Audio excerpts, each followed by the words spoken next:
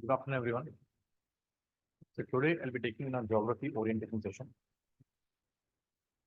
See, earlier also I spoke about many things, but now I will speak, some other things which might not be you aware of.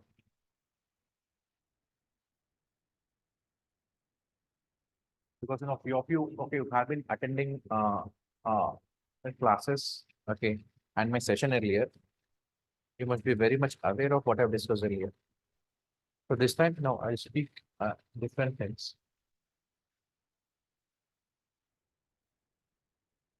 So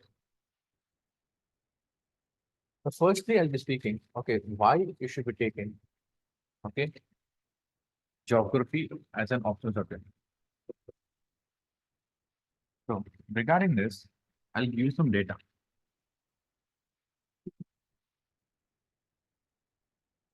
Okay. Firstly, let's talk about UPSC.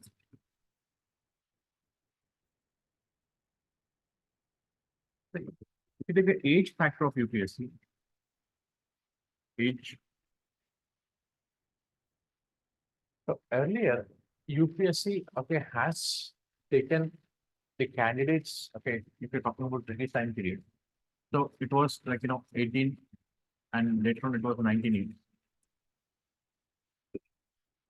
Now the age has been increased to 32 years.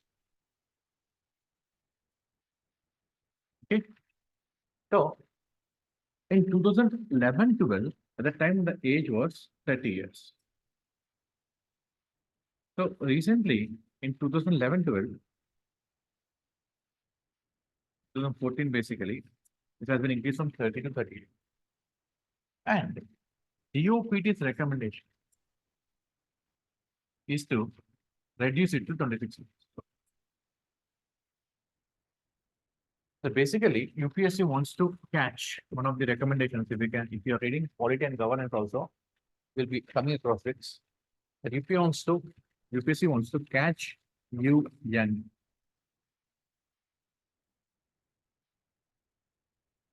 Okay. So for this, you have to choose, because you never know. So if you're taking a longer period of time, for example, there are 6 attempts now. For all 6 attempts, you are into this UPSC. Okay. The next 2-3 years now, it might not happen. But later it might happen. That it will be reducing the age. Okay. And UPSC wants to catch the candidates in. Okay. So that's why choosing the optional subject becomes very critical. Because you must have heard about many stories. There has been a data. It says that out of 1,000 candidates who are getting selected, among this, around 400 have changed their option. So why this is happening? Because whenever you choose an optional subject, you'll be having a herd mentality.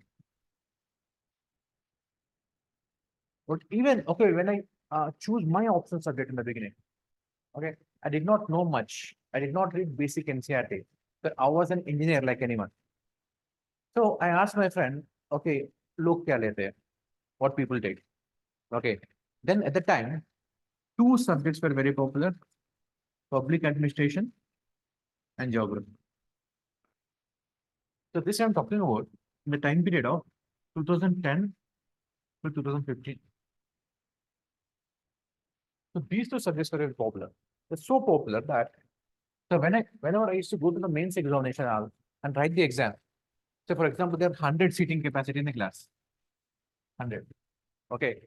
Like almost 40 people used to be from PubMed, 40 from geography, and rest 20 from rest.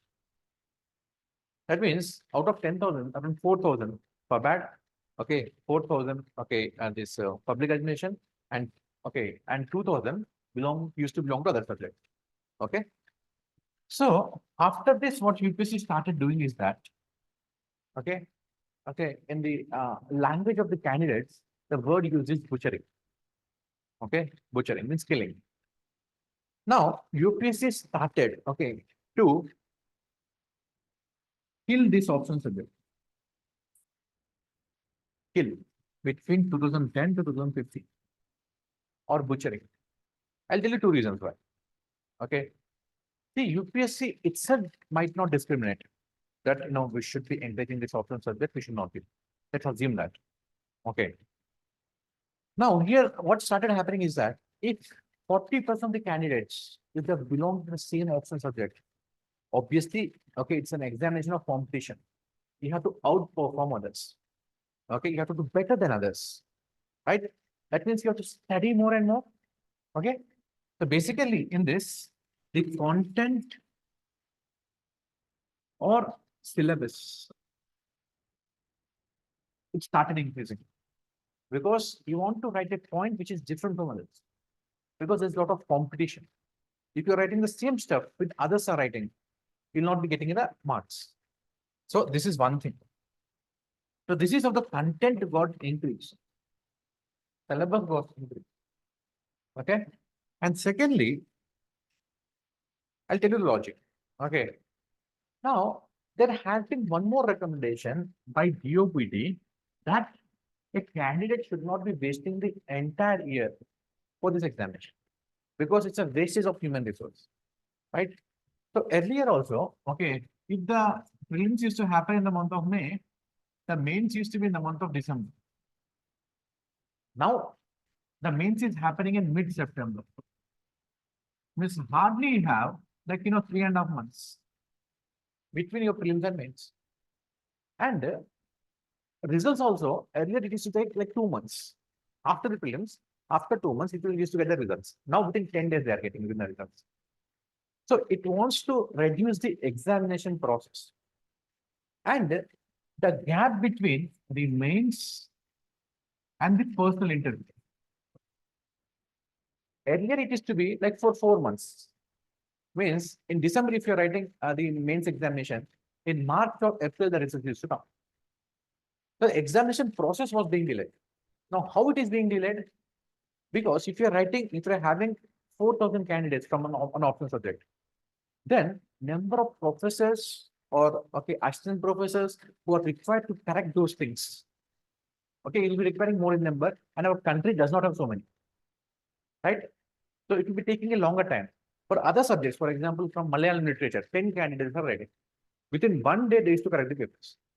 But for earlier, for PubMed and Geography, it used to take, they themselves used to take like 3 to 4 months. So that's why the results were delayed. So this is also logic by which you can say that it started asking tough questions.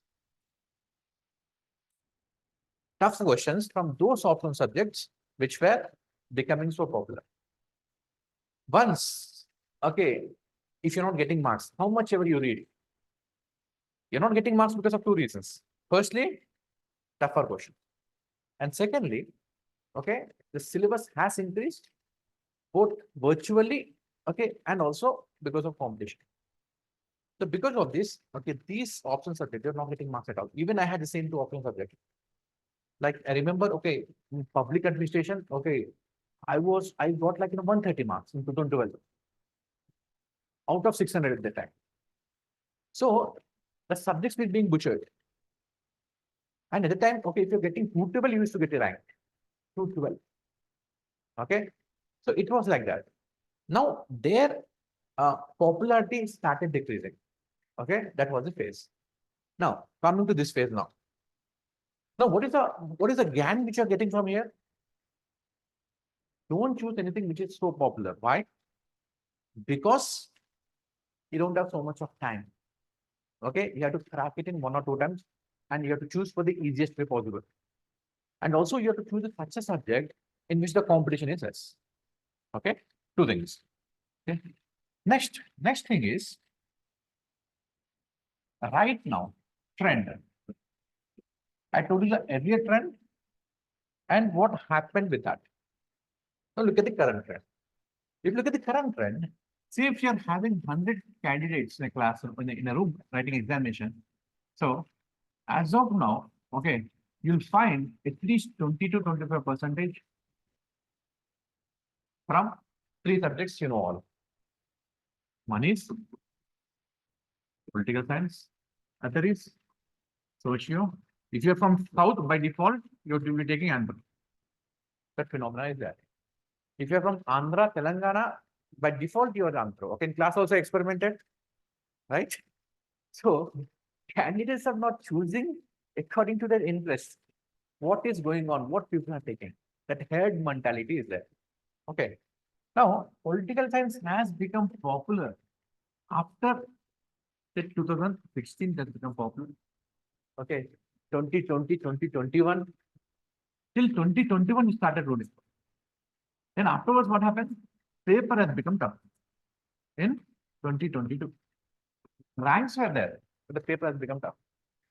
And in 2023, earlier days used to be a lot of candidates in top 10. Now in 2023, not even one in top 10. Right? That means UPSC is doing something to reduce the popularity of certain subjects. Right? It is not that there are no candidates. They are there. But it is not that they're not brilliant. In fact, the best of the lot is going to this. In fact, in your class also, if you see the best so-called brightest, they try to opt for this, thinking that if I study international relations very well now, okay, I'll become J center in the future. They will teach you. If you want to become a diplomat, they will teach you what to do, what not to do. Okay. And you must be thinking that, if I'm studying this, I'll get a lot of advantage in paper too. But again, hardly, okay, like how many questions? 10 or 25 marks will be asked in entire 250. So there also the weightage is less. Okay. And these two are also have become very popular nowadays. Right? Like this year, if you see in this result, okay, before this political science, okay, it was dominating everywhere. But 2023 results, if you see, Anthro has done very well. Because Anthro started gaining momentum when Anudup Durishetty, okay, he got first rank. From there, Anthro has picked up like anything. And if you're from South Hyderabad, by default, you take Anthro. Okay, it started picking up. Okay, now again, the UPSC, okay, will keep these subjects in the radar. Right? So once any subject will be coming in the UPSC radar, automatically the results from those will reduce. Now, presently, when you're taking the coaching, okay, it might appear that ranks are coming from here. It happened with me also earlier. That's why choosing such kind of option subject. But later on, okay, because this examination is not just for 1 year, you might have to sail through this entire process for 2 years, 3 years, sometimes 4 years, 5 years. You'll be sitting for 6 years also. Now, by the time, okay, you'll become mature and UPSC thinks that this candidate is able, okay, it may not be popular anymore. So this trend keeps on changing. So that's why I'm saying, don't choose, okay, anything which is so popular and which has more number of candidates. Popular, okay, if you're choosing something which is popular, that means, okay, either you might not be having interest, you're having herd mentality. And secondly, logically, if something, okay, chosen by many people, then chances of your survival in that will be less. Okay, the two things. Okay, in fact, I would suppose if somebody is not interested in geography in the class, okay, then they have some technical bent of mind. I would ask them to choose agriculture as an option service because their number of candidates are very less, and your chances of qualifying in forest service examination is also high. Okay, so choose something which is less popular. Okay, and there your chances of shining will be very high. Okay, so this is regarding what to choose, what not to choose. Okay, so in the beginning I told you what not to choose. Okay, now I'll be telling you why you should be choosing geography. Now, for choosing any optional subject, the first thing which you should be having, okay, see whether you have a certain academic background or not. See, if you're from science background, okay, you'll be choosing the subjects which are related to science, or the subjects which are technical in nature. Technical. Okay. And technical means I'm talking about pure sciences here, like physics, chemistry, mathematics, etc. Or you might be belonging to arts background. Okay. After the 10th or 12th itself, you realize that you want to do UPSC and chosen certain art subjects. So whether you're coming from science background, whether you're coming from art background, okay, the geography is a mixture of these two. It's a mixture. So in physical geography, it is science, and human geography is arts. So be it from whichever background you are coming from, the geography will suit your subject. Now, some people, you must be thinking that, okay, sir, okay, I am not from the science background, I'm from arts background. I might not be understanding certain aspects, okay, which are purely science, because geography is a bit technical also. Now, if you have attended my classes, I make complicated things simple also. Okay, how much your complicated it might be, okay, I'll make it very simple, okay, and if you're just common sense, you'll be able to understand. You need not know a lot of, okay, what you do not need to have a technical expertise also. Okay, so that way I'll make this subject very simple. You don't have to worry about it. Okay.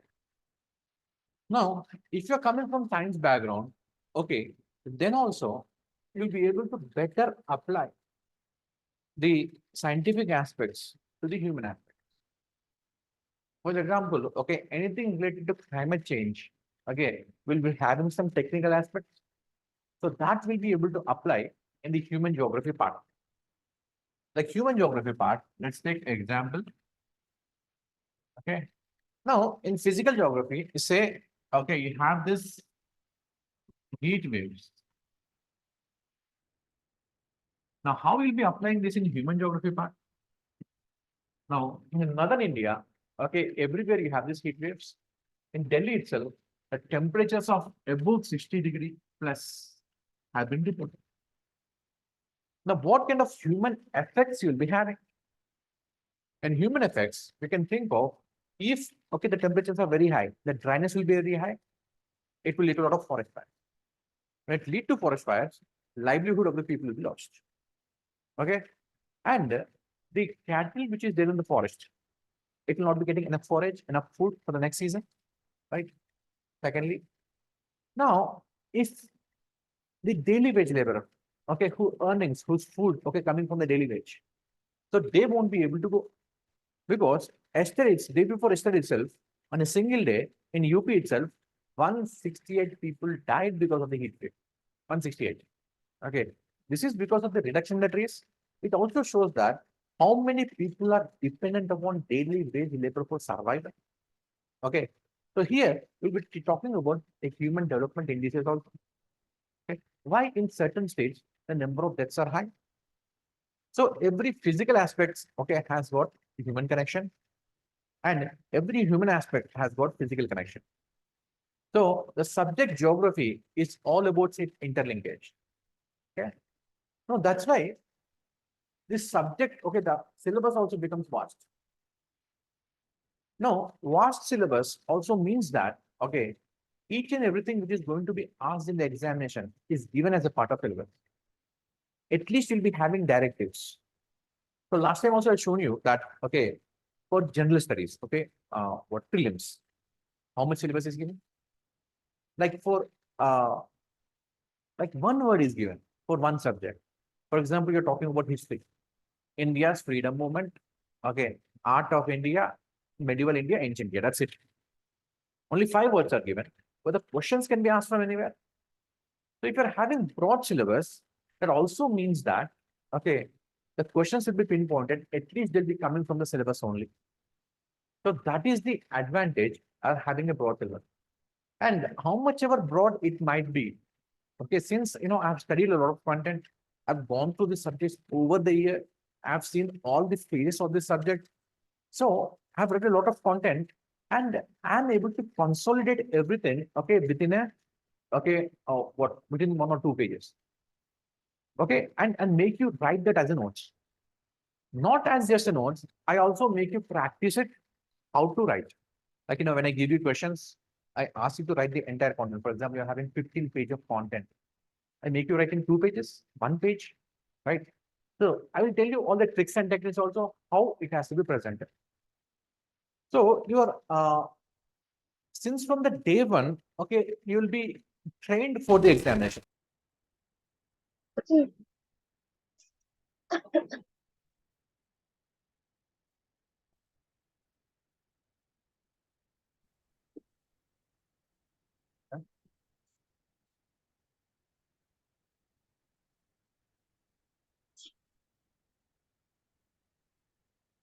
So I'll not be telling you that in the class, okay, what today we're doing the basics, tomorrow we'll go to a higher level and later on, okay, we'll start, okay, you start reading, answer writing. No. So if we don't have that much time, everything has to start from the day one and you'll be able to do it. Okay, you have to learn the concept on the same day. Okay, yeah, I will take it to a higher level in the class itself, and I will tell you the directives how to write the answer for you. Your job is just to write the answer, okay, by the directions I have given. So that's it. And if you're following the directives which I gave you in the class, then okay, two my students have shown you the topper's answers also. You'll be writing much better answers than the topper itself. Okay, this thing I have demonstrated in the class also. Okay, so quality content wise, okay, you'll be very much enriched. And moreover, if you're my student, you know, okay, if you compare it from other sources, so my content is top notch. Be GS are optional. So nowhere in the country will be finding notes, okay, with such enriched content from diversified sources, and it's also logical because I'll be linking these two. So generally, okay, the geography textbooks which you come across, so they'll be saying that the soil of a particular region, okay, say is acidic, they'll say, but again, they will never tell you the reasons. So since I've got expertise in science also, okay, myself, you know, I'm being an engineer from IT, so I know all the scientific aspects. So I'll be able to better interlink these two, the science and arts. So whatever gaps which are there in the literature, like standard textbooks, so that gap I'll be able to meet. Okay. And also I'll be doing it in a very simplistic way. Okay. You just have to concentrate on your notes. Okay. Then easily you'll be getting around 270, 280 marks. Right. So if you want to get qualified nowadays, okay, you just need around like, you know, 240 marks in optional. If you're getting 240, means 120, 120. 120 in paper one, 120 in paper two. Then you will qualify the examination. For just I'm saying qualified. Okay, rank will come. If you want to be top 100, then you have to be around 270 to 80. And my students who have written the examination, they have just understood the class notes and written the class notes. That's it. They got 280 plus. 113 paper one and 115 paper two. Just by class notes. Don't have to read anything extra at all. And moreover, this psychological stress of, you know, reading so much of content from here and there. Okay, like, you know, I don't believe in giving you handouts, you know, this paper you read and all. I believe in making you write it in the class in front of my eyes. And while writing also, I'll take care whether you're writing properly or not. Especially if you're sitting in front of me, I correct you. I know what you're writing. If you're not putting a comma also, I get to know. Okay. So that way, you know, I'll be able to correct it. Okay. So I don't do it, you know, just, you know, I don't take it just like a job. Okay. In fact, you know, it kind of, you know, has become my hobby. Okay. To correct you constantly, to make you write good answers. And I want my students to be qualified in the examination. So this is the thing. Okay. So whichever academic background you are from, okay, you'll be able to choose geography. Geography will suit you. And so whichever optional subject you're taking, you should be having love towards the subject. And like many of my students, okay, like, you know, if you haven't attended my classes, you must be thinking that, you know, geography is all about memorizing names here and that. But once you sit in my class, you'll definitely fall in love with geography. Okay. In fact, you know, at the end of the course, you will realize that, okay, I think, you know, every subject should be dealt like geography. So right now, you haven't finished all the subjects, but later on, you'll realize that. Okay. The students who are sitting outside, okay, who have done all the subjects, you can ask them also. So I'll be dealing, okay, in such a way that you'll fall in love with the subject. And secondly, so whatever may be the aptitude, okay, whether, okay, you have a philosophical bent of mind or your mathematical bent of mind, this subject will choose you, will suit you. Okay. And also for any optional subject, a proper coaching, teacher, guidance, these things are required. For GS, somehow, okay, you'll be able to do on it own, but for option subject, okay, you need the coaching, okay, or guidance. Because there is a sea full of material. You won't be able to decide what to study, what not to study. So here you require precise direction also. In fact, okay, for GS also, I would say you require direction. Because in your class itself, there were candidates who were, classes earlier, Chairman. Okay, he studied on his own. But again, when he started coming to the class and listening to the class, okay, he started realizing, okay, how important the coaching. Because, okay, we'll be able to identify the questions, what has been asked previously, what is the future UPSC trend, okay, which kind of questions can be asked, what exactly you have to write. Since already I have done the job of analyzing toppers, how they are writing, okay, how people have been writing over a period of time, okay, I have dealt with the examination process itself. And I myself have attended 4 interviews. So I have written mains many times. I realize, where I have been going wrong. Okay. The candidates who have been successful, okay, first time, you might be listening to topper interview, that they might have, okay, what qualified the first attempt. So they won't be having that much amount of experience, as I'll be having. And I have been on that side and this side also. As a student, I have dwelt. I have, okay, like I have seen a lot of ups and downs, how the subjects have gone through. And now, as a teacher from this side, I have been seeing how the students have been doing, how to do well. So since I have got experience from all the sides, okay, then okay, I'll be able to guide better. And one more thing, okay, now there are certain category of things, okay, which the UPSC geography is focusing on now. Okay, for example, we take the portion of the geomorphology. The geomorphology, okay, you might be aware of. I'll show you the syllabus.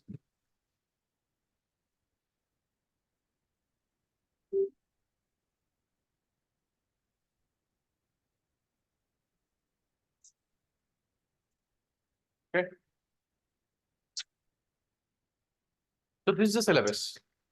Factors controlling landform development, endogenic, exogenic. If you are my GS students, you've done all this. I deal all these things in the GS itself in a very depth way. Origin and evolution of the Earth's crust. So according to the topic, only the questions will be given in examination. Okay, nowadays they're not asking indirect questions at all. Geomagnetism, you're dealt in the class. You have seen the dynamics also, and you have written the answer also on this. Okay. The physical condition of Earth's interiors, like interiors of the Earth. Okay. Geosynchronous we'll do again in depth, but I have gave you introduction. Let's continental drift of Wagner. Okay, already have done. Isostasy, I told you this I will do in detail. Plate tectonic theory, you have done completely. Okay. Recent views on mountain building, volcanicity, earthquakes, etc. Okay. See, till here.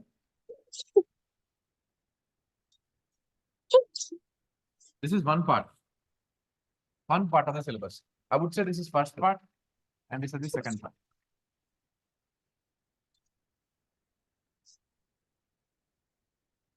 So this first part of the syllabus, this is the traditional. It's a traditional geography. Okay. So any GS general studies students is also aware of this kind of thing. Now earlier, if you see the trend of the questions, more and more questions are being asked from here on. Okay. So, and any GS students will also know they've done geography very well. They know, okay, all these topics very well. But now geography is not focusing on this part, and geography is focusing on the second part, this part. See, now if you look at the syllabus, okay, this portion is all about creation. This is about creation of the landforms, right? See, content building, okay, volcanicity, earthquake, all this about creation. Now, if you see, second part is about denudation. Denudation is destruction. So this is the birth and this is the death. So earlier the questions used to be on the birth more. Okay. And UPSC is also bored of asking the questions from here. Okay. Because nowadays the examination pattern has become more dynamic in nature. Now UPSC is more focusing on the second part. So the teachers, okay, who are old, okay, like now who have been teaching for a long time, they have learned things from here, and this is their comfort zone. That's why they teach most of the things from here on. But okay, since I have dwelled to the examination process, I've seen many phases, I've realized that this portion also has become very important. Okay, so that's why I'll be focusing more on this. And secondly, okay, if you look at these chapters, say from Savindra Singh is the Bible of geography. If you look at the portions here, it's so complex. Language is so complex and complicated because we don't have this original Indian authors who have done research. The Savindra Singh is the for entire 143 crore. We have only like one geographer, one standard textbook, Savindra Singh. Other than that, we don't have. Right? Only that person only has done research here and there. That too, he's from Allahabad University. Okay, he has written books well in Hindi, but not in English. But again, if you look at his content, okay, he has taken content from here and there from other textbooks. Right? Because one person cannot be having expertise like in all the fields of geography. That they might be working on like seismicity in the central Himalayan belt. That's it. It's just about earthquakes in the central Himalayan belt. They might not be having expertise in the eastern and western Himalayas. Since there was only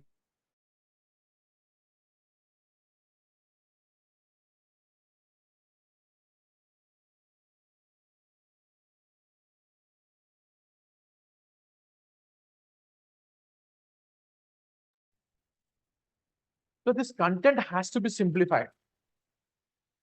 And that's what I've done. Okay, I've spent a lot of time in reading those textbooks and whichever complicated thing it might be, I'll be simplifying it, I'll be concising it, and finally I'll be giving 2-3 keywords. And I will tell you that we don't have to do this entire thing. We just have to focus on these 2-3 keywords.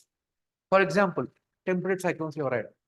In temperate cyclones, okay, if you want to fake the examiner or what make examiner believe that you know everything, what is the keyword which can be used? Abercrombie's cycle.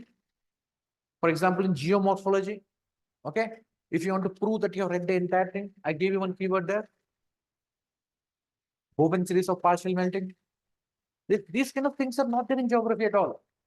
I picked it from hardcore climatology textbooks and hardcore geology textbooks. And behind this one keyword, okay, there is a lot of content over there. So extracted all those content, simplifying it and telling you in a language where you can apply an examination. Because you might be seeing the toppers answer copies also. Hardly, they're not elaborating anything. They just run through the keywords in their answer. A proper introduction, a proper conclusion, and as many keywords as possible in between. There's not even proper grammar over there. So that is how the examination process has been evolved over a period of time. So though, okay, the paragraph writing is the best form of writing, but again, toppers are nowadays not following that.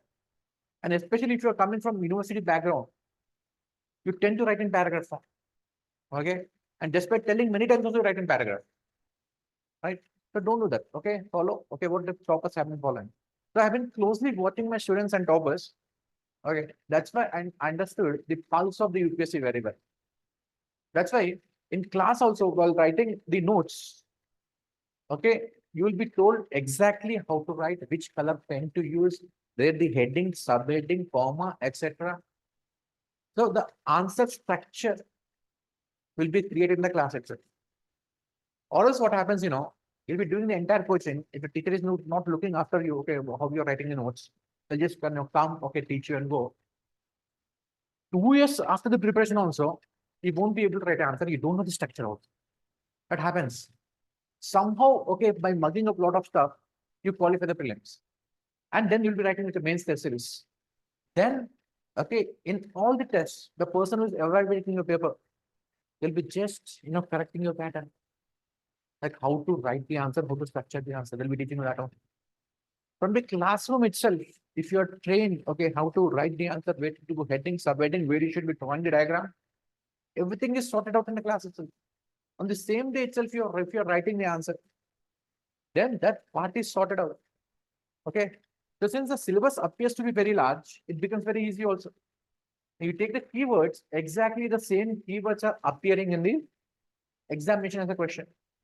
So A large syllabus, okay, will also give you the broad headlines.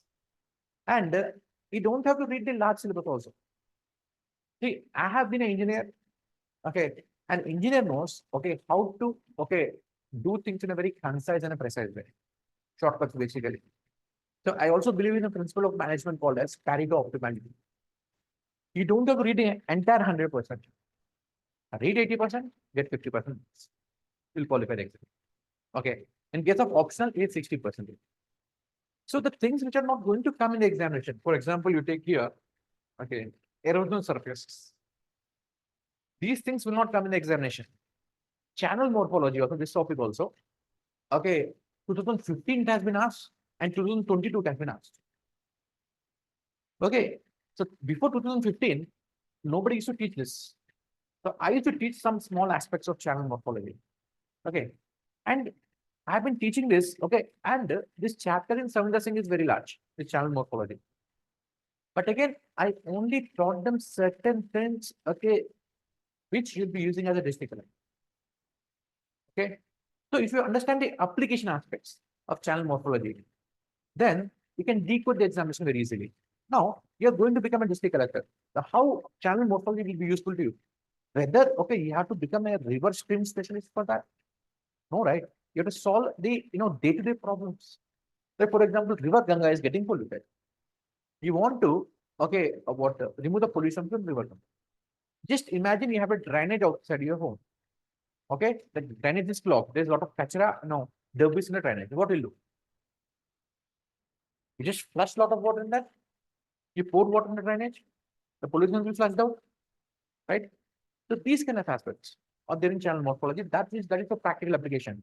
Means how to narrow the stream of the river so that pollutants will be flushed out. How to release the water so that the pollutants will be flushed out. Okay, what kind of bacteria you will grow, okay, in the river so that it will be eating the biological matter. Okay, how to remove the debris. Okay, so this kind of whether we should be increasing the depth of the river or width of the river so that the pollution will be flushed out. If you want to use the river for navigation, okay, should it be having more curves or less curves? So whatever is of practical utility, only those things. You don't have to read you don't have to become a river specialist over there. The practical utility aspects you need to understand. And for this topic, I'll be giving lesson of 4 to 5 page content. And tell my students that if at all a question will be coming, it will be coming from here on. Okay.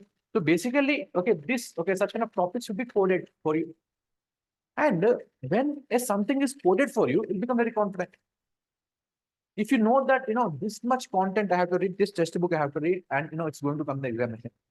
Your brain is also prepared to learn all those things and remember those things. Mostly it will be coming from there only. If at all something is coming from outside, from here you'll be able to apply the knowledge and then something you will write there. So if you're writing a perfect answer there, you might be getting 6 marks. But even if you don't know anything, but you've read many things which you already remember, there you'll be able to get at least 3 to 4 marks. Okay. Now, if you're reading ocean of material, firstly, your brain will not accept because you yourself will be having a doubt whether the things are going to come from here or not. When the brain is in doubt, okay, it will not accept, it will not memorize also. Once your brain is very much sure that this is going to come, this is what I have to believe in, then your brain will start accepting, memorizing also. And you also feel very confident. And the examination hall, confidence is the thing. Once you get confident, okay, then from wherever the things are, like you have something called a short-term memory and long-term memory, right? Okay, if you're reading something now, okay, if I'm telling you the things here, and after this I'm connecting dash, you'll be able to write. But okay, when you go to UPSC, even the things which you studied somewhere in the childhood, even those things will also come. So something, you have to, okay, collect from the long-term memory, wherever, whichever part of brain it is. The brain has various sections. So from there, you have to collect the information and then you have to write the answer. In films also, this long-term memory will be useful a lot. For example, in short-term memory, you'll be remembering, okay, what is the procedure of, passing a bill, what is a money bill, what is a non-money bill, what are the various stages, okay, house 1, house 2, okay. These things will be remembering. But ultimately, they'll be asking a question there, okay, who is the ultimate custodian of the constitution? These minute details you might know, but custodian you might have forgotten. And somewhere in school you must have studied that, right? So from long-term memory also you have to take out the things. Okay. So for that, your brain has to be confident enough. You should be feeling relaxed. To be feeling relaxed, only you'll be having some amount of limited amount of content, okay, and which you can handle also. And you take the next chapter here. You see, this is climatology. See, let's see the syllabus. Temperature and pressure belts of the world. These have dealt in detail already. Heat budget, atmosphere circulations, stability, instability, planetary and local winds, monsoon jet streams, air masses convergences, temperate and tropical cyclones, types and distribution of precipitation. Okay, this is optional. Popens is Thornwide. This is hardcore optional. Okay, and hydrological cycle, global climate change, something you come across. Okay, and response to man in climate change. So here also you see, like around 80% of things have been already told to you. So that's why it becomes very easy. Here you have to do how many topics? And when it comes to the optional also, I'll be taking to higher level. Because since you're aware of all the fundamental aspects, so we'll be going to the higher level. And next, again, these chapters. Bottom topography, temperature and salinity of the heat and salt budget, ocean deposits, waves, currents, tides, marine resources. Okay, this second part again. Okay, you have to do a little bit. So most of the things I've already done. So if you look at the syllabus, the geography syllabus is nothing but the syllabus lies in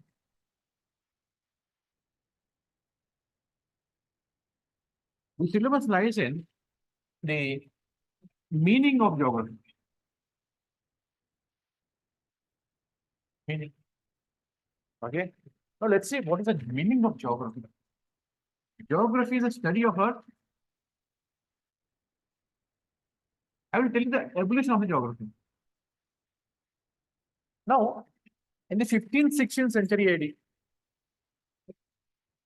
there was a philosopher, and there was a philosopher. Okay, meta minds. They used to have knowledge in all the subjects. Okay, you must have heard this name, Immanuel Kant. So Immanuel Kant, was in a library. Okay, he was asked to segregate the knowledge. Means if you go to library, you'll be having separate sections, right? So if you're keeping, books of all the subjects at one place, you'll be confused. He was asked to segregate the knowledge. He was segregating the books. At that time, he realized that, okay, you had pure sciences like botany, zoology, maths, physics, etc. These are all pure sciences. Here, there's no conflict at all. Here, okay, 1 + 1 is equal to 2, that's it. And he had other subjects which are philosophical. Here, 1 + 1 is not always 2. It is led to subjective interpretation here. Okay. And again, okay, Kant realized there's some exceptions here. Exception. One subject was dealing with the timeline.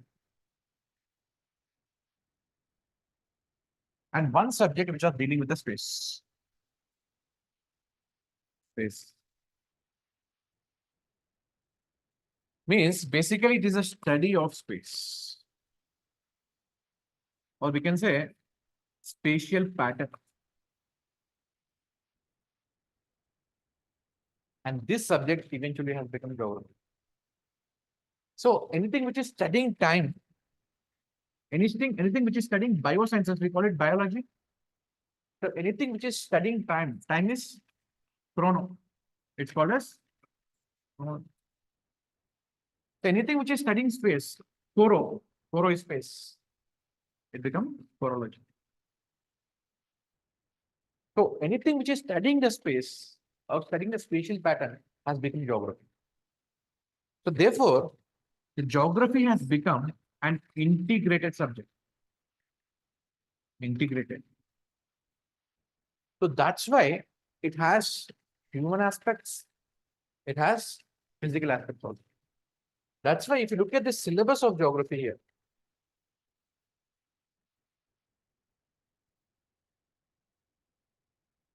first we'll be studying about land, over land, air, how the air behaves, climate. Since this air is influenced by ocean, we're studying about oceanography also. Now, basically, you have this lithosphere, rock sphere, atmosphere, and hydrosphere. So you have lithosphere, atmosphere, hydrosphere. These three combined is called as what? These three combined will be giving rise to life. So that's why the next chapter, biogeography, is giving rise to life. Right? That's why you study your soil aspects, distribution of plants and animals. Because of litho, bio, hydro, how the plants are distributed. We're studying about forest, wildlife, gene pool sector. So a syllabus is also logically there. And then, because of the humans, don't you think anything is happening? That's why you have environmental geography. So you have the principles of ecology, human ecological adaptation, okay, influence of man on ecology, degradation, biodiversity, right? So this is how logically the syllabus is. Now, if you want to write an answer for any type of question, you just have to by heart this syllabus here. Okay, write about the land first, climatic aspect, any kind of question, take any phenomena, like recently what has been happening, any phenomena, like heat waves in Delhi. Okay, heat waves in Delhi. If you want to generate multiple dimensions and talk about the geomorphology of the place. So here you can pick up a word continentality. It is far away from the ocean. Okay, we'll choose this for oceanography. Okay, we can talk about it is near to the Rajasthan desert, and sand has low specific heat. During summers, the sand temperature will pick up fast. That's why the surrounding area, Delhi, temperature will also pick up fast. Okay, so this is over. Next, it comes climatology. The climatology, okay, since it is located in the between of the continent, since the particulate matter is very high over there because of alluvial soils, and the subtropical westerly jet stream, it is inducing high pressure. So because of all these things, the rainfall does not happen. So less rainfall, higher will be the temperature. There is no moderation effect. Next again, pick up a point from climatology, oceanography. Since it is away from the sea, the cooling effect of the sea will be less. This phenomenon is called as continentality. One point is over. Next. So here only pick up, forests, for example.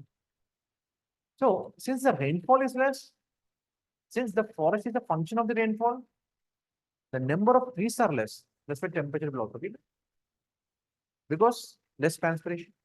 You can add from here. Then come to next chapter. We can talk about pollution, population pressure on land. Like 3.2 crore people depend upon the daily. And you can here become very innovative also. How you can become innovative is, now we have this hydrosphere, that is oceans, lithosphere, then atmosphere, then you have the biosphere, and you have anthrosphere.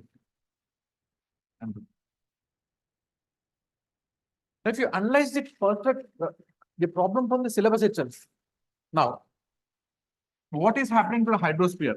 Shrinking because of the climate change, less and less rainfall.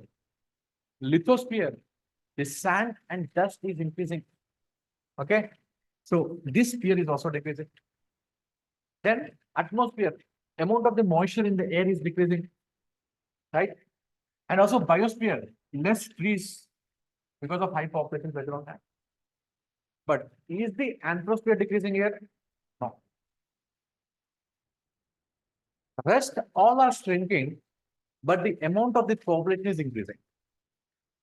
Now, innovatively, you can draw a graph here.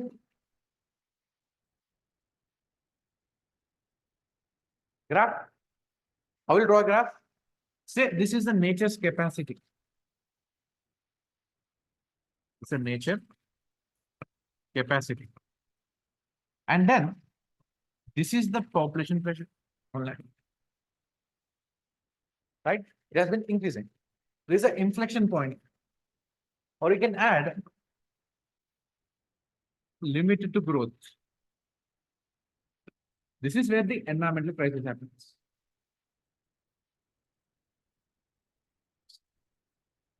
Environmental crisis. Means you are just using the syllabus and drawing so many points. And here also, you're bringing in the points which are part of the syllabus itself. For example, we take here, this is also part of the syllabus. Here is a keyword. Limits to growth. So everything which is a part of the syllabus, we just have to by heart the syllabus. And then you can write a beautiful answer. And with little bit of creativity, you can use the graphs like this. And if you understand this game very well, then you'll be able to score very well. Basically, whatever UPSC has given to you, you're utilizing that and throwing a fireball on UPSC. Okay. If you are unable to decode this, then you can't do well in the examination. That's why, UPSC has given you such kind of syllabus. So you should use that syllabus against UPSC itself. Okay. So if you are doing such things, it is not very hard to score 130 in paper 1 and telling these are minimum marks and 150 in paper 2. 150 also okay. Like paper 2 is very generic in nature. If you look at the UPSC's previous year questions,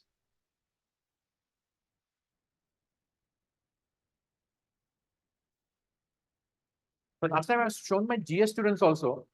If you are just doing GS, how will you can answer in optional also?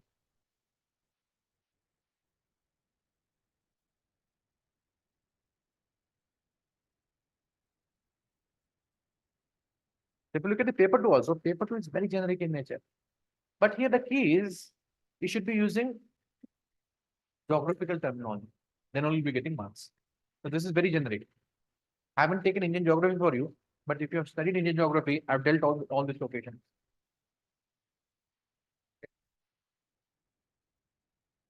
So this question is very generic. How you'll be using Earth observation satellite technology in weather and forecasting disaster management? National Green Tribunal. You might be thinking that this is from polity. Okay. So discuss the impact of National Green Tribunal Act 2010 on the forest conservation in India. Now, if you want to contextualize this, okay. So recently, one day only, there has been a news. Like you must have seen 2 types of news in the newspaper. Okay. So in Uttar Pradesh, the trees are being cut down for a pilgrimage. Okay. So this is yesterday's news only, today's news, June 2. June 2. Religion over environment, UP government plans to get 33 KTs for convert. One more news, again, almost on the same day. Okay. The death toll due to heat waves within UP itself. We see one more news here. Okay. Again, this is the recent news only.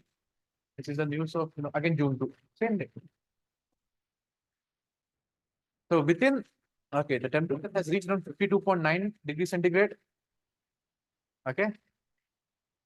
Death toll in Delhi itself is 87. Right.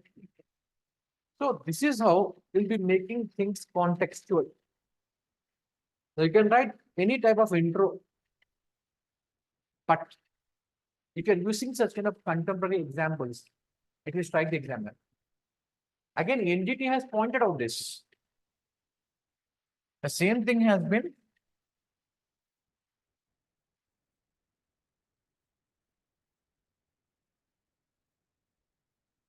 so this is how we'll be adding case studies. Okay. So here, okay, if you study the news here, NGT will be coming. See, in affidavit before the NGT, the government has said. Now, if you want to write an answer for this, of course, you will be writing so many points, but something which is contemporary, for example, it has happened today only. If such kind of news, okay, if you are adding in an introduction for this question, it will add a lot of weightage. So in the class, okay, whatever related to newspaper is going on, I'll also tell you where to add in the syllabus, where you can add such kind of facts. So that you'll write a very good context-based introduction. Okay. Now again, okay, you'll see one more pattern over here. This question is about environment. Again, you see, examine the environmental challenges caused by the solid waste in the metropolitan area. This question appears so generic in nature. Okay, but again, you have to geographize it. You have to add the technical terms. If you want to add technical terms, then you have to just remember the syllabus. Solid waste management in metropolitan cities. Okay. Again, the same thing which you have used earlier, we can use that. How the anthrosphere, that is, the human space has been increasing as compared to others. So earlier, when you're creating a waste, the nature has a capacity to recycle it.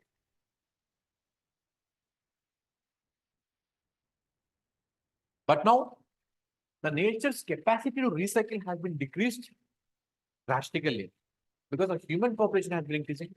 Here, we'll be getting a lot of data, as in, like, how much amount of solid waste we generate in the city generates. What is the capacity of our sewage treatment plants? So what is the capacity of our solid waste management program? If those kind of things you write, then okay, you'll be able to do justice to the answer. And also what kind of what efforts are required to overcome it.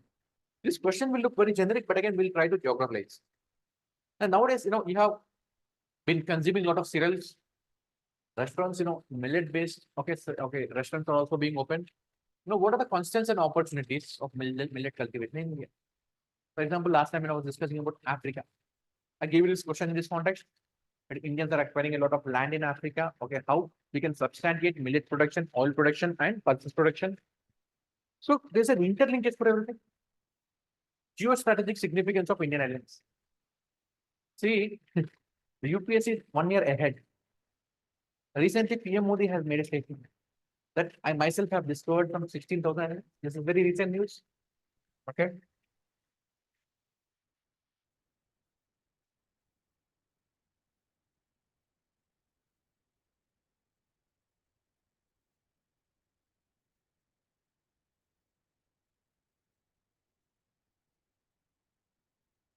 Okay. So our Honorable Prime Minister Vasco da Gama, sorry, okay, the PM Modi has himself discovered 1,300 islands. Some are very big also. Okay. Now he'll be talking about the geographical significance. Okay. Some are bigger than Singapore also. Singapore is also island state, but Singapore was able to develop too much because it is being an geostrategic significance. The UPSC is always like at least 3 to 4 years ahead. If you go in the hindsight and see, the answers are very easy, questions are very easy, but you have to be a bit futuristic. So that we need to understand what is the mentality of the UPSC, in which directions the questions are going to be asked. That's why in the class, whenever I deal in topics, I tell you, while writing the topic also, I tell you what previously UPSC has asked. And probably this is they are going to ask this in the future, I tell you. And ask you to note down also in the class, okay, beside the topic. Okay, we need to guess such kind of things. Okay, again, regarding industry. And the question looks like it is from economics. But again, this is from geography. Floods and their management with reference to Indo-Gangetic. Again, this is environmental problem. Okay. Energy again. You might be thinking that this is part of economy again. Okay, energy resources. Again, this is precisely in the part of syllabus. By falling fertility rate and rising median age, how can India translate demographic dividend demographic dividend? So TFR, okay, recently, okay, there has been a lot of discussion about, okay, the fertility rate, okay, like, especially when elections are going on, okay, our esteemed leaders, they have told that, certain section of the population has been increasing. Okay, but to look at the reality, it is increasing. So from where will be taking the data, right? So we have, okay, National Family Health Survey, which is very recent because the census did not happen, right? We can take it from there, or we can take it from independent organization, like WHO and all, World Health Organization. So from there we can the data, and then population geography also will be dealing in very depth. Again, poor urban quality. This is about urbanization and all. Okay, it's also part of the syllabus, which will also be asked in the GS1 also. General studies one also. The problems of urbanization, even the problems of population will also be asked. Again, what are the best sources from where you should be taking the data? Okay, you have UN Habitat, United Nations Habitat. Okay, it mostly collects the data about the urbanization, levels of urbanization, problems of urbanization from there. Okay, and regarding India, if you want data, there's a website called Griha. Okay, which is trying to make the urban areas more and more hospitable and environmental friendly. So from there we can collect the data. Okay, and I have all the latest data collected over there, and we'll be having concise and precise notes. So you don't have to worry about it. Again, look at this question, trade policy. So from where to where the questions are going, all these are part of the syllabus. If you're thinking that geography is just about atmosphere, mountains, rivers, no. Look at this. We'll be studying a lot of things. That's why, if you look at the data of the toppers, so look at the geography optional wale people. So look at their marks in GS. So GS marks are high. Okay. Now, no, not green one exactly. Okay, geography 441 GS, rank 39. And she has got 177 in paper 1. Okay, 146 in paper 2, total 323. But in that, okay, some people have a misconception that the UPSC is not giving marks in geography. 323. We take any other option subject. Look at the marks. 308, 286, 395, 308, 284, 311. Look at this. So, आप अच्छी तरह पढ़ोगे, if you study, you'll be getting marks. And luckily nowadays, the brightest of the lot so far is not there in job. So if you are थोड़ा बहुत दिमाग है आप में, and अगर आप दिमाग अप्लाई कर रहे हो, इसमें घुस जाओ जहाँ पे competition नहीं है ज़्यादा, because the way we towards other subjects. So choose that one in which the competition is less. Okay, again, okay, next geography, 398 in GS. Okay, look at the toppers over here. Okay, 400 के आसपास है. So 398 is not a bad mark, and 283, what she got in option subject, 144 and 139. So 130, 114 each paper is easily achievable even if you are studying the class notes. In fact, my class notes. Okay. Again, you see geography here.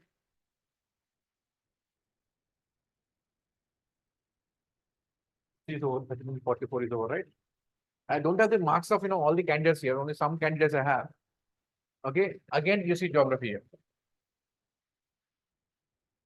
Again, GS is the 434 marks, 386 marks. Look at their marks in optional subject also, 265 to 75. So if you want to be qualified in the examination, even if you're getting 240, you'll be qualified in the examination. And if you're getting like 260, 270, okay, you'll be in top 100. And I'm saying that you read my class notes, 280 you'll get. Paka. I'm not even promising more. If you know me, okay, if you're my student, you know that I am a person who is honest. Whatever is there, I will tell you on the face. I'm not a person who pleases you a lot. I don't say such kind of things. आप अच्छा कर रहे हो तो बोलूंगा अच्छा. If you're doing bad, I will say that it's bad. I criticize you so that you will improve. Okay, I do that. And people know me. Okay, okay, you know me for such kind of things. Again, here you see geography optional. Again, GS you see. Okay, and optional. Okay, do something. So it is not that you're not getting marks. If you're writing well, you'll be getting marks. And geography optional wale, wherever you are, even if you're looking, okay, the ranks which are below. नीचे का ले लेते हैं. So see geography compared to others. So here you have geography. Okay, look at the marks in the GS. Okay, compared to others, this name. They have a good number of marks. Again, here 358. Okay, so this is somewhere around like 594 rank. So 258. So even if you're getting 258, 240 also, again geography here 240, you'll be qualified. 240 means like 110, 130. Paper 1 में 110, paper 2 में 130. If you get, you'll be qualified in the examination. And getting such kind of mark is very easy in geography, given the competition nowadays and number of the candidates. Because nowadays in geography, hardly, okay, you have 1,000 candidates writing the mains. Out of 15,000, only 1,000 are there. And this year in 2023 result, the ratio of geography students has been very good. Because the geography option subject is not under the radar of UPSC. So that is how, okay, we'll be dealing with this subject. And if you look at the syllabus, rest of the parts of the syllabus, you have almost everything in geography. Everything is included. World economic development, will be studying HDI, high HDI, low HDI, measurement, how it is being measured, and also what kind of problems you got in correct. For example, when you're studying GS economics, you must have come across HDI, IHDA. Okay, but what has been the precursor for all these things? From where these things are come out? You must have heard about the TQLI. Okay, but what is going to be the future now? Like in Bhutan, you have Gross National Happiness Index. Do you think we should be measuring our development only on the basis of money which we are earning? Should it be only on the basis of the GDP? Or should it go beyond? So that has been corrected in the HDI. In HDI, we started including our health and education. Now, should it stop till health and education only? See, if you know the syllabus very well, you will also get to know how we should be answering in the interview also. In interview also will be asked, right? After you become district collector, what are the two major things you should be focusing on? The answer is health and education. That is the basic, right? Because even in HDI, after income, health and okay, these education have been included. Then it should be looking at world resources and distribution, energy crisis. You'll be reading it very well, and this is part of GS also. And with limited resources and high growth of the population, what is the limit to growth? How many people the earth can sustain? Because we have limited agriculture. Agricultural productivity has been reducing. Because of that, we have food and nutritional problems. We'll be having food security. If you have food security, then you'll have famine. What is the remedy for it? Okay. Can we solve this problem if you don't have food? Can we solve this problem through industries? And what are the patterns, problems? Everything is so logically connected. Paper 1, paper 2. So if you just remember the syllabus also, by heart the syllabus, you'll be able to write a beautiful answer. So that's why, okay, when you start your preparation, paste this copy of the syllabus in front of you. And whenever you're reading newspapers, since you'll be seeing it daily, then from newspapers you should be picking up. Like what kind of things I should concentrate on, what I should not concentrate on. So again, there's so many things in population and settlement. Just now we have seen a question regarding population, right? So how the population has been increasing. Now migration. Now, again, for example, you take the migration, what kind of questions will be asked nowadays?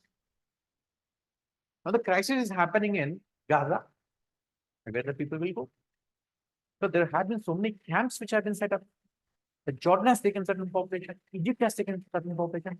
The population has gone as far as Sudan also. The Sudan also has accepted certain population. So what has been the exflux of the population from the Gaza or the West Bank?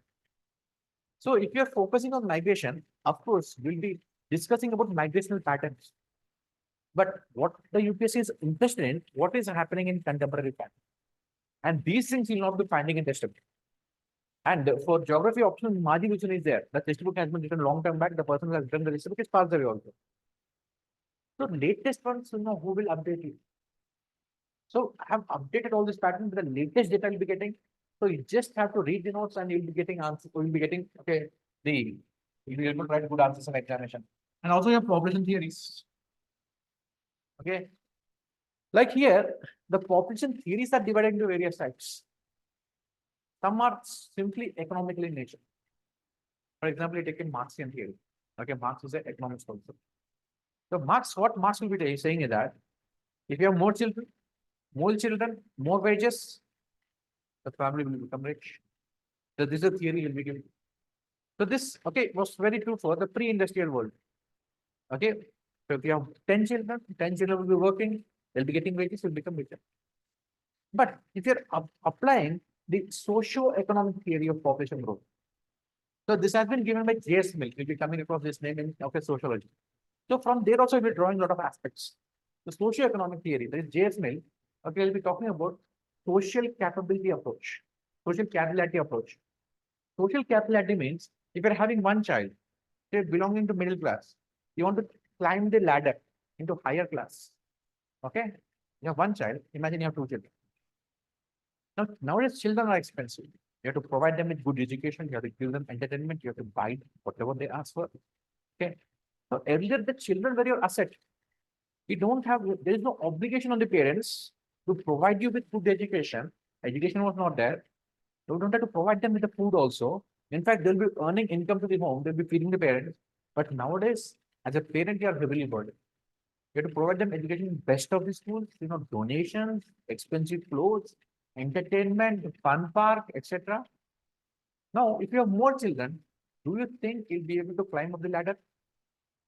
Because the parents, the population is feared of, children dragging them, in the social capillarity. Capillarity approach, climbing up. This is called the social capillarity approach. So that is how we'll be adding social aspects also here. So that will give you a very broad perspective of the subject. And obviously, when you study such kind of things, in fact, when geography optional students, when I sitting in the class, I'll be starting from here, population geography. Then for the first, 15 days, they'll be thinking that they have been doing sociology. Because we'll be dealing a lot of social aspects. Because population is not just, it's not just, the parents will be having sex and children will be born. It is not just a physical need. Out of physical need, the children are born. The children are also social need now. For example, 5 years have passed, you don't have a child. Society will be asking, where are the children? Right? So it has come out of the combustion of social need also. So that is how we'll be including a lot of social aspects also. So that's it. My students think that they are studying sociology. And when they discuss these things with the sociology option student, in fact, my students, will be able to answer more better than those people because we'll be dealing things in a multiple way. When you deal with a sociology option subject, so we have been having limited perspective. But again, geography is, like I have told earlier, geography is an integrated science. It will be able to link economy, settlement, your social aspects, climate, everything are linked together. So that's why you'll be having a more integrated approach. That's why geography optional student, they'll be scoring well in a GS also. So since they'll be having knowledge of all these subjects, they'll be able to write better answers. And of course, if you're having so much of population problems will be there, right? And what should be the policies? If you're having so much of population, What is social well-being and quality of life? Okay. And can we use population as a social capital? Nowadays, India should be ashamed of this capital, sorry, population, or it should be proud of this population. Because nowadays we are talking about demographic dividend. Okay. Because the countries like Germany, Japan, they're facing crunch in the population. They can we skill them, train them, and send those to countries? No. So can it be used as a capital? Okay. So till here, you'll be thinking that you'll be doing sociology. Again, then, okay, you'll become an architect where you'll be studying, okay, about the rural settlement patterns. What is the style of a village? Okay, in which way the roads are passing? How you should be planning the city. Okay, if you look at the CBD, Central Business District, or center of the city, why it is located in such a pattern? Why it is located in the form of hexagon like that? Those kind of things we'll be discussing. And because of this, okay, you'll be having any environmental issues. Okay, and also you'll be having hierarchy. Means you'll be having tier one cities, tier two cities, space, etc. And how the population should be settled here in the cities. So that there's a less burden and less, okay, this problem. So that depends on urban morphology, the style in which you have this, this population geography. Like, for example, okay, morphology means structure. In cities, whichever you are living in, you'll be having certain areas where only poor people live. You have areas where only rich people live. And because of the structure of the city, what kind of problems you have? So yesterday in Bangalore, okay, there was heavy rain. Now see which areas have been flooded. Are they the rich areas or poor areas? Like obviously poor areas. Because the poor areas are at the margins of the ecosystem. They're in the low-lying areas. They are near the river. They are near the lake. So that's where their environmental problems are more. So that depends on the morphology. The concept of primate city means very important city. Like for entire Karnataka, you have one important city. That is Bangalore. Second to Bangalore, tell me one city, okay, which is like take Tamil Nadu. Okay, the Chennai is enormously bigger than any other city. Okay, we take Telangana, Hyderabad, Maharashtra, Mumbai. So many states in India have a primate city which is so much important. It is disproportionately larger than the any other city. So those kind of things. But is it problematic, good or bad? Those kind of things we'll be discussing. Okay. And also we'll be discussing classification of the towns based on the occupation, etc. And finally, okay, the problems and remedies of urbanization, etc. So here we'll be becoming an urban planner. Okay. And also related to population, how the population should be settled so that we'll be having less and less problems. So next, again, regional planning. Now, how you'll be doing a regional planning? Okay. In this, we'll see concept of a region, types of regions, measures of regionalization, growth center and growth pool. This I'll tell you because others you might not be aware of. Growth pool or a growth center. Now, even though we have a thinking that say you're establishing an IIT in a backward region, that region will develop. If you're establishing an industry in a backward area, that entire region will develop. So these are called as the growth pools. Don't you think, okay, if you want to link the current problems with the growth pool. Now, you have seen, excessive pollution in Delhi. Temperatures are soaring to 52.5 degrees centigrade. So can we link it to growth pool? Because whatever new industry is coming, whatever new factory will be coming, or new IT park will be coming, what we're doing, either we are concentrating in Bangalore or we'll be concentrating in Delhi. So what will happen? Because of excessive population, excessive vehicles, excessive urbanization, buildings, glass, etc. Obviously, temperatures will increase. So Bangalore 2 months ago had a severe water crisis.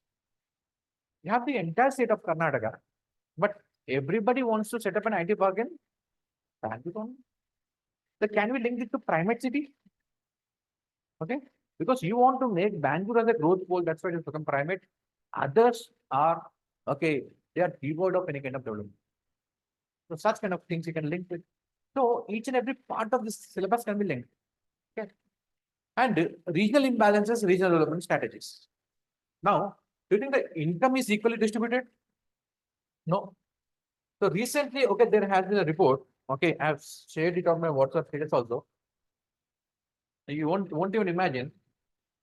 50% of India's GDP is there in 13 districts only. Yeah. So 50%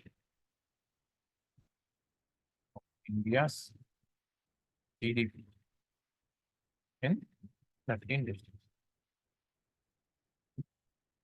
So from where we'll be getting such kind of data? You can see this. See, Mumbai has $273 billion. Delhi has 262. If you take all of this, only these pockets, 50% of India GDP. The rest is also. Now, don't you think these are primate cities also? Don't you think these are growth poles also? So this is where you have this regional imbalances. Now we'll be looking at regional development strategies. Then what we should be doing to redistribute the development. How you can make the development equitable. If you don't make it equitable, what will happen? Again, you can go back to Marx. What? Withering away of the society, crime rate will increase. And recently there has been a report saying that in urban areas, in Bangalore also recently, the crime rate has increased. And you must have heard about K-shaped recovery also. Rich are becoming richer, poor are becoming poorer. So what should be the regional development strategies? Now again, you will start becoming an economic theory. You'll be studying so many economic theories, then the economic options will be accepted. Your theories like, core periphery theory, growth pole, growth center theory of Bodbury, and your theories like, okay, the cumulative position theory of Gunal Madar. Your theories like, what term?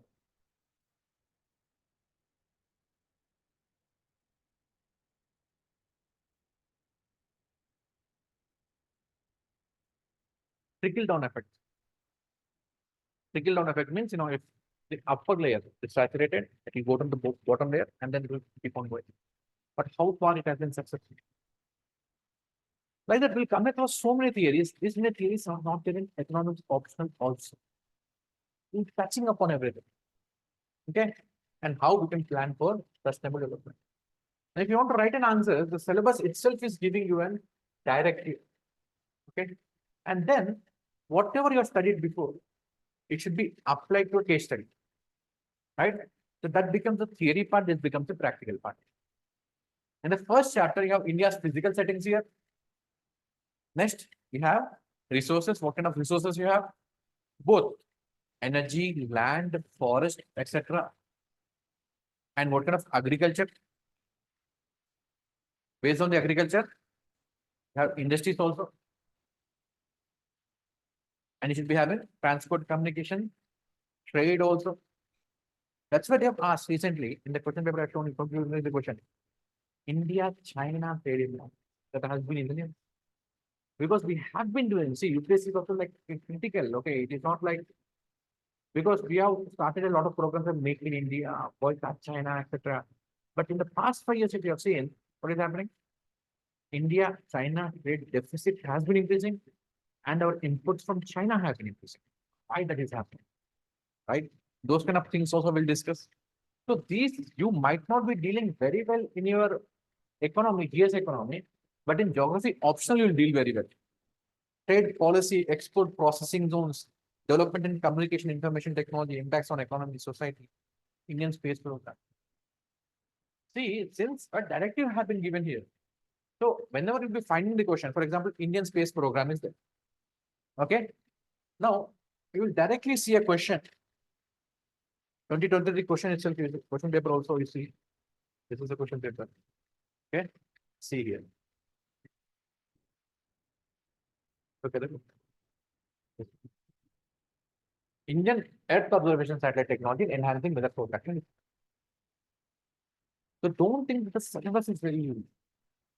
Whatever has been given in the syllabus, from there the questions will be asked. In fact, the syllabus is giving you a directive. Okay. So urban problems you have seen, you can see a question here. Agriculture, there's a related question. Okay. This again, cultural settings. So here you have historical perspective of Indian society. Again, you'll be studying a lot of past and sociology. diversity in India, religious minorities, tribes and problems, what are the cultural regions? Again, the population part is there. So whichever is there in part one, you'll have in part two also. Because the part one is the application, practical aspects in India. India is just a case study over here. Okay. And then you have settlements in part one. Again, you have settlements in part two. Same. The syllabus is not huge. That is theory. This is practical. That's it. Again, regional development. You had it there, you have it here. But again, when you study these things, you will realize that, okay, you're studying Indian administration. Okay. Regional planning, economy is over. 5-year plan, again economy. Panchayat Raj institution. Decentralized planning. Okay. So what are the various developmental methods here? So you get so many insights, okay, into your GS paper 2 also from here. Okay. And also political aspects. New states, how they are being formed, what is the boundary related issues, federalism. In India also, okay, in GS also have discussed like how the border areas are problematic. What is the border? What is the frontier? What kind of cultural problems you have in that region? So if you understand the geography very well, okay, you'll understand the problems also very well. Okay. In other subjects, you will not be getting this perspective, but in geography, you get this perspective, and more it is because of me also, because you might have seen my style, and there's so many teachers who are available on YouTube also. Take any topic which has been taught by me, and topic you go and check on internet. I'll give you a 360-degree approach, and I'll make the things very simplified. Also, you'll understand. Once you understand the things very well, you'll be able to deal those things very well also. Okay, and we have so many contemporary issues here. So these things are very much cliche also. These are nothing, but these are part of the earlier ones. Extension. Right? So this is the syllabus here. Through syllabus, you'll be learning many things. Okay, you'll be having multi-pronged approach. And I'll be able to deal things very well because I have a lot of contemporary approach. And nobody will be able to use such kind of innovative things. So I will help you, okay, in using such kind of things in examination. And nowadays, if you're writing like a monologue in the form of a paragraph, nobody is giving you marks. So it will help you in writing the answers in a very innovative way with the usage of pie diagrams, flow charts, such kind of graphs. So it becomes very easy for the examiner to decipher what you have written over there. And this training will be starting from the class itself, and will be given best of the material in the country that I have already demonstrated in the GS itself. You can compare anywhere in India. We don't have so much of enriched content in a limited space. That is also very important. If somebody can give you a lot of content, but again, that is 1,000 pages. What is the use? So whatever it is, it has to be given concisely, precisely. My notes is not more than 300 pages. Okay, in the GS I've given. And the optional, okay, it will be 1,000 pages. That's it. And compare it with any content anywhere in India. It is the most enriched content. I know what everybody is doing. And moreover, okay, so-called famous teachers nowadays, okay, they themselves are not teaching. Like, their students, their bachas are teaching. And they don't have that much of expertise. Here, I'll be teaching, okay, in the class itself, I'll be, okay, seeing whether you're writing proper answers or not. I'll be overlooking you, okay, and not only for this subject, for other subjects also. If you require any kind of guidance, that also I will give you. In fact, previous batches, not only my students, the students from other optional background also, they come to me and ask seek guidance. Because I myself, have gone through the process in the first attempt itself. I have gone to the interview. I've failed so many times. I've learned so many things. That's why this examination, okay, like the way I have understood, I guess nobody is able to understand it. Okay, and I'll be correcting your papers also. We'll be having weekly tests also on daily basis. Okay, I'll be giving questions, and the next day when you come to the class, I'll be making you write those answers. Basically, your half of your preparation will be done in the class itself. And by the end of the course, 70% of the questions which are going to come in the examination, you have written in advance only. That already I have done in GS. If you're, like listening to my instructions, most of the questions you have dealt with, and you guys will be writing best of the answers much, much better than the toppers will be writing. The structuring I'll be doing from the class only. But only thing is, okay, whatever I say, you have to listen. Okay. And okay, so sometimes I'll be a bit harsh also, but that is for your good only. I'll not be like, whatever you write, I'll not be saying, both acha, very good, excellent. Okay, even though that answer is like shit, okay, the people do that. But I openly criticize you so that, next time you'll be writing better answers. The people have written the answers, I guess, your written first answer was bad. But over a period of time, your answers are improved drastically. So by fourth or fifth answer, if you start writing an answer, fourth or fifth answer will become better, best impact.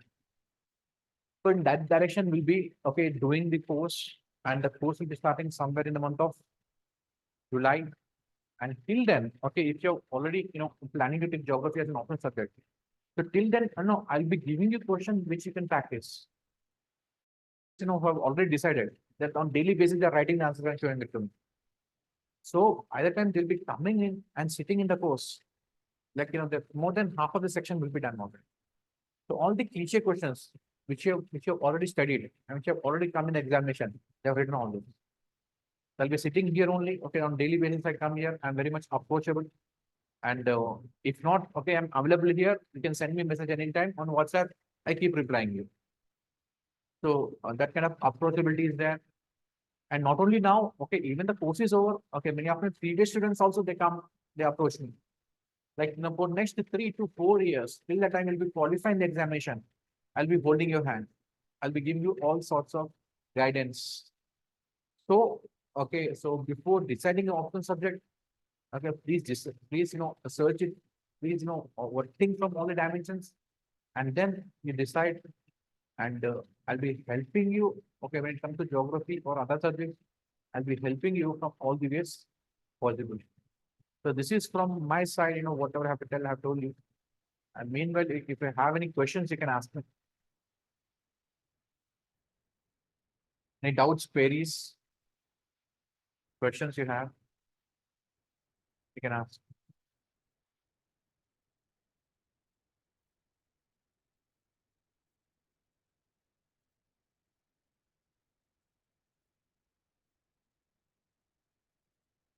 Not a person, okay, will try to convince you so much for something, believe in something, then okay, start doing it. And afterwards, it's my responsibility, okay, to hold your hand till the time you'll be qualified in the examination. And we'll be doing it very sincerely, very honestly. Finally, the end result should be your qualification. And also, since I'm very much aware with the contemporary things, I'll not be telling you the trend which happened very previously.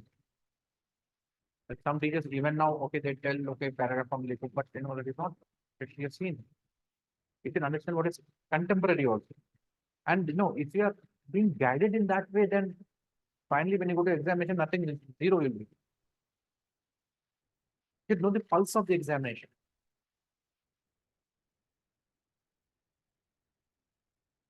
Okay, then that's it, I guess. Okay, if you have any query, if you want to ask me questions, if you want to talk to me, you can reach me. And if you have any doubts regarding your preparation also, you can reach me on WhatsApp. You can ping me on WhatsApp. You can call me or ping me. If I don't respond to your call, okay, you please ping me on WhatsApp. Okay. Thank you so much. If somebody, okay, please, not my friend here, you can come to Ross, you can meet me in person, or you can call me, and I can clear all your queries. Okay. Thank you so much.